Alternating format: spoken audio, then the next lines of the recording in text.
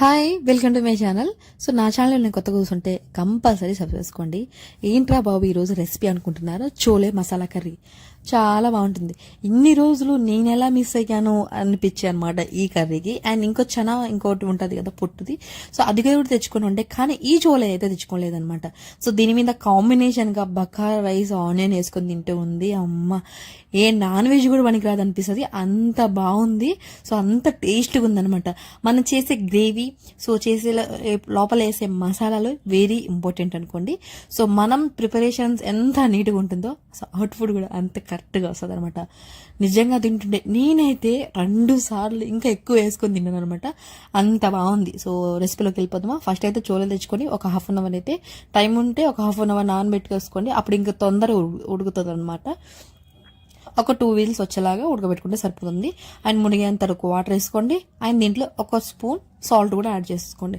Salt ఎందుకు add చేయాలంటే, so కరెక్ట్గా చోలకి పట్టేస్తుంది. అండ్ తినేటప్పుడు కూడా అండ్ సప్పసప్పగా లేకుండా టేస్టీగా అనిపిస్తుంది అనమాట. దీంట్లో మసాలాకి కావాల్సినవి గ్రేవీకి, సో అదే చూపిస్తాను. ఒక పెద్ద సైజ్ టమాటాలు, ఒక 3 ఆనియన్స్ ఎక్కువ ఉంటే బాగుంటుంది, అలానే ఎక్కువ వేసేసుకోండి. ఇది వచ్చేసి 1/2 కిలో అనమాట. పావులో ఇంకా తక్కువే అనుకోండి. అండ్ అల్లం, ఇవన్నీ కట్ చేసుకుని పెట్టుకున్నాను. ఒక్కొక్కగా మిక్సీ పట్టేసుకుందాం అన్నమాట. సో దీని మీద మేము బకారా రైస్కి కూడా కావాల్సింది కాబట్టి కొంచెం ఎక్కువనే మసాలా అనేది పట్టేసుకుంటున్నాను. అల్లం వెల్లుల్లి పేస్ట్, సో అల్లం, టమాటా అండ్ ఆనియన్స్ సపరేట్గా పట్టేసుకోండి, అప్పుడే బాగుంటుంది. సో ఇలా చూపించినట్టు అనమాట. అల్లం వెల్లుల్లి పేస్ట్ అయిపోయింది, తర్వాత ఆనియన్స్, తర్వాత టమాటోతో అలా ఫైనల్ అనమాట. సో టమాటా పట్టేటప్పుడు ఒక పచ్చిమిర్చి కూడా యాడ్ చేసేసుకోండి. సో కొంచెం స్పైసీనెస్ ఉంటుంది. అండ్ కూరలో ఆటోమేటిక్గా ఎలా వేస్తాము, కాకపోతే ఒకటి ఎక్స్ట్రా వేసుకుంటే ఇంకా బాగుంటుంది అనమాట. సో అలా మిస్ కాకుండా మీరు కూడా కంపల్సరీ వేసేసుకోండి. సో ఇక్కడైతే టమాటాలు కూడా మిక్సీ పట్టేసినాను అనమాట. సో చోలే కూడా ఉడికిందా లేదా అని అయితే చెక్ చేసుకున్నాను. పర్ఫెక్ట్గా ఉడికిందనమాట. సో మనం ఇక స్టార్ట్ చేసేద్దాం మసాలా అండ్ గ్రేవీ స్టార్ట్ చేసేస్తే తర్వాతనే చోలే వేసుకుంటాం కదా. సో అలా. సో దీనికి కావాల్సింది ఏంటి, సో మాన్ని పెట్టుకొని దాంట్లో ఒక 3 టేబుల్ స్పూన్ ఆయిల్ వేసుకోండి. ఘీ కొద్దిగా వేసుకున్నా పర్లేదు, లేకుంటే వదిలేసేయండి.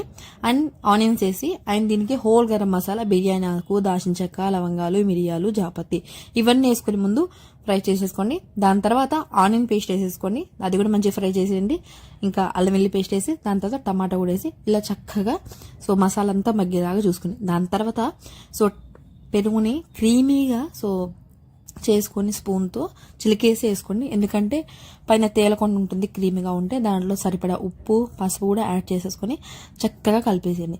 సో ఎంత చక్కగా ఈ మసాలాలంతా పెరుగు అంతా పట్టేస్తుందో, గ్రేవీ అంత థిక్గా నీట్గా వస్తుందన్నమాట. టేస్ట్ కూడా ఉంటుంది.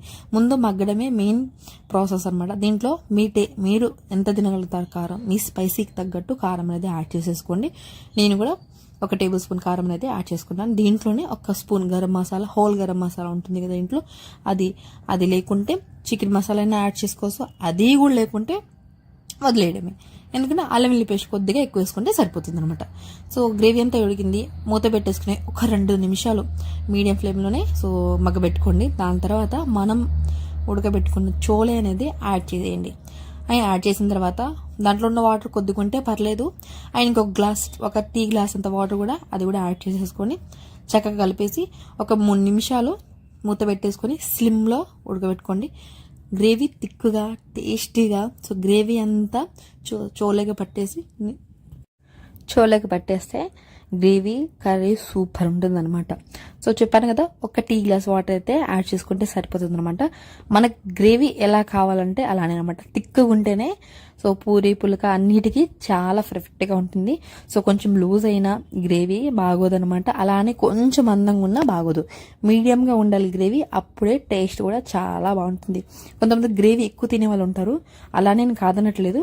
కొంచెం టమాటా, ఆనియన్స్ కొద్దిగా ఎక్కువ వేసుకుంటే సరిపోతుంది అనమాట. అది వేయలేకపోయారనుకో కర్డ్ వేసుకోండి, ఇంకా బాగుంటుంది. కూరని మధ్యలో కలుపుకుంటా సో మగ్గించుకుంటా ఉండండి, ఎందుకంటే అడుగు అంటకుండా సో చక్కగా ఉంటుంది. నేనంతా ఇండక్షన్ స్టవ్ మీద చేశాను, ఎందుకంటే నాకు వెంటిలేషన్ ఇంపార్టెంట్ అనమాట. సో అందుకని ఇండక్షన్ మీద సో పర్ఫెక్ట్గా మీకు వస్తే సో వండుకోండి, లేకుంటే సో గ్యాస్ పిందే వండుకుందనమాట. సో ఇక్కడైతే సో కొత్తిమీర కూడా సన్నగా కట్ చేసుకొని అది కూడా యాడ్ చేశాను. ఇంకోటి చాలా ఫన్ ఇది ఒకటి ఉంటుంది. అండ్ నేను ఏ కర్రీ చేసినా సో మా వాడు టేస్ట్ చూడడానికి ముందే ఉంటాడు అనమాట. సో ఇలా నేను చేస్తా ఉంటే గ్రేవీ కోసం వచ్చిండు. సో చిన్న బౌల్లో వేసి ఇచ్చాను. సో అక్కడే కొంచెం నాకుతా ఉన్నాడు. అంటే టేస్టీగా ఉంటేనే పిల్లలు తింటారు, లేకుంటే తినారనమాట. మావాడైతే అంతే. సో తనకి నచ్చితే వచ్చి తింటాడు, లేకుంటే వదిలేస్తాడు అనమాట, తినడిగా. సో గ్రేవీ సో మధ్య మధ్యలో కలుపుకుంటా సో కలిపేసుకుంటా ఉండండి, ఎందుకంటే మందం అవ్వకుండా అండ్ కలుపుతూ ఉంటే కింద అడుగు మాడకుండా సో ఉంటుందన్నమాట. సో పర్ఫెక్ట్గా సో చోలే మసాలా కర్రీ అయితే రెడీ అయిపోయిందనమాట. సో దేని మీద తిన్నా చాలా బాగుంటుంది. సో ఈ వీడియో మీకు నచ్చింది అనుకుంటున్నాను. సో నచ్చితే కంపల్సరీ మన ఛానల్ సబ్స్క్రైబ్ చేసుకోండి. మన ఛానల్లో డైలీ రొటీన్స్ అండ్ వ్లాగ్స్, ఇంకేంటంటే షార్ట్స్ అండ్ ఫుడ్ వీడియోస్ ఇంకా చాలా ఉన్నాయి, అవన్నీ చూసేయండి. సబ్స్క్రైబ్ చేసుకోండి మన ఛానల్ని.